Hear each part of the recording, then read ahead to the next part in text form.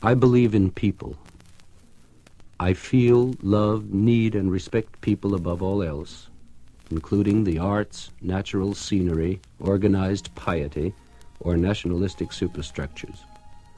One human figure on the slope of a mountain can make the whole mountain disappear for me. One person fighting for the truth can disqualify for me the platitudes of centuries. And one human being who meets with injustice can render invalid the entire system which has dispensed it.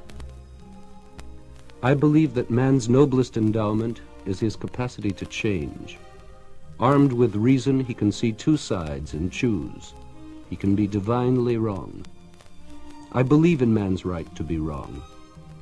Out of this right, he has built, laboriously and lovingly, something we reverently call democracy. He has done it the hard way, and continues to do it the hard way, by reason, by choosing, by error and rectification, by the difficult, slow method in which the dignity of A is acknowledged by B without impairing the dignity of C. Man cannot have dignity without loving the dignity of his fellow. I believe in the potential of people. I cannot rest passively with those who give up in the name of human nature.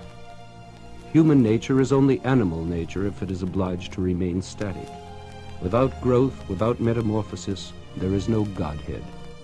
If we believe that man can never achieve a society without wars, then we are condemned to wars forever. This is the easy way.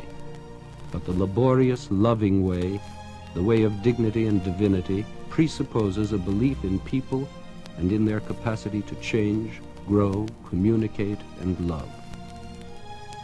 I believe in man's unconscious mind, the deep spring from which comes his power to communicate and love. For me, all art is a combination of these powers. For if love is the way we have of communicating personally in the deepest way, then what art can do is to extend this communication, magnify it, and carry it to vastly greater numbers of people. Therefore, art is valid for the warmth and love it carries within it, even if it be the lightest entertainment, or the bitterest satire, or the most shattering tragedy.